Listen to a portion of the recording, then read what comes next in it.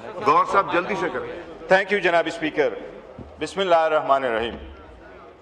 जनाब स्पीकर, हम आपका बड़ा एहतराम करते हैं और हम समझते हैं कि आप इस ईवान के कस्टोडियन हैं और हम समझते हैं कि ये चेयर हमेशा मजबूत रहे और हम सब के लिए मजबूत रहे।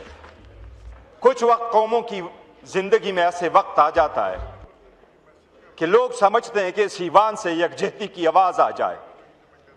इस मरतबा 2-3 महीने के अंदर अंदर हमने जनाब स्पीकर 100 जनाजे उठाए अपने अवाम की। अगर हम में सेंस होता तो हम न सिर्फ दहशतगर्दों को पैगाम भेजते, पर हम चाह रहे थे कि इस हाउस से इंडिया को भी पैगाम पहुंचे कि पाकिस्तान यूनाइटेड है, दहशतगर्दी के खिलाफ हम एक है। दहशतगर्दी जहां भी हो, उनको दहशतगर्द जहां भी हो, उनको सर छुपाने की जगह नहीं मिलेगी। लेकिन अफसोस के साथ कहना पड़ता है जनाब स्पीकर, ख्वाजा आसिफ ने आज बिरादरान यूसुफ का किरदार अदा करके डिवाइड पैदा किया है, इस हाउस में डिवाइड पैदा किया है आज।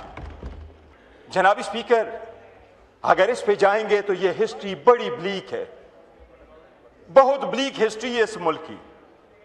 जनाब स्पीकर, हमने अपने कौम को डिवाइड किया, अपने मुल्क को 2 लाख हमने किया है। आज तो दोनों तरफ से सॉलिडेरिटी की बात हुई। मैं गुफ्तगू सुन ले। आज तो दोनों तरफ से जनाब स्पीकर, मैं ये कह रहा हूं कि ऐसा नहीं होना चाहिए था। जब हॉस्पिटल में हम जनाजे बना रहे थे और 3 दिन का सोग मना रहा था, तो ये मिनिस्टर साहब ही थे जिसने ये स्टेटमेंट दी है कि दहशतगर्दी के पीछे पीटीआई है। इतना इररिस्पांसिबल स्टेटमेंट दिया है। हमने बारहा कहा है जनाब, please have order in the house.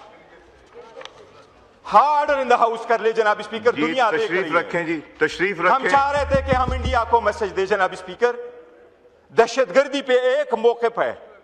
दहशतगर्द जहां भी हो उस मुल्क के दुश्मन है। जो फुल द ट्रिगर्स करते हैं, जो हमारे बच्चों को, जवानों को मारते हैं, वो हमारे दुश्मन है। जनाब स्पीकर, हम हमेशा उनको दुश्मन करते हैं। हमने जनाजे उठाए।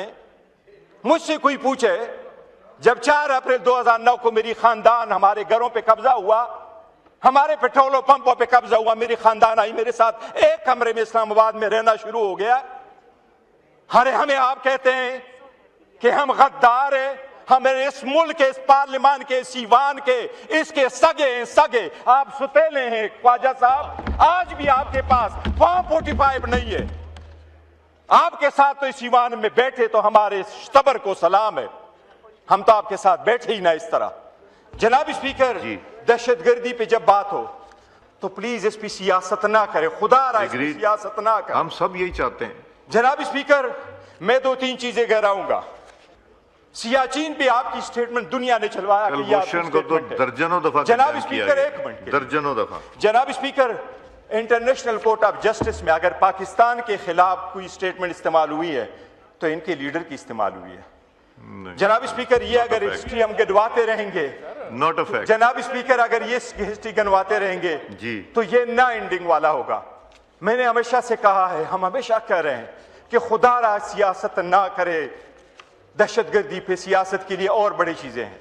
जनाब स्पीकर, इसने जो अल्फाज किए, we take a strong exception to this house. जनाब स्पीकर, इसने एक डिवाइड प्रोवाइड किया है।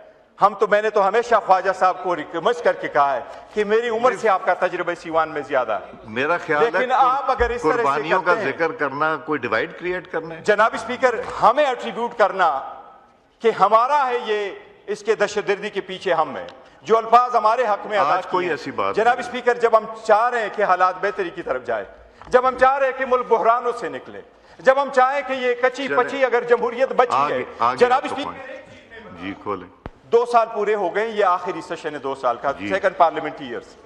85 कवानीन आपने बदले, 2 आईनी तरामीम आपने कर ली, नई अदालत आपने बनाई है, 50 से ज्यादा जजेस को आप हाई कोर्ट में लेके आए, 12 जजेस से ज्यादा आप सुप्रीम कोर्ट में लेके आए, नई अदालत में आपने 7 जजेस बैठाए।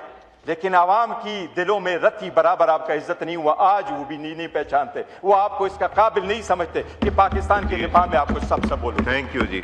Item number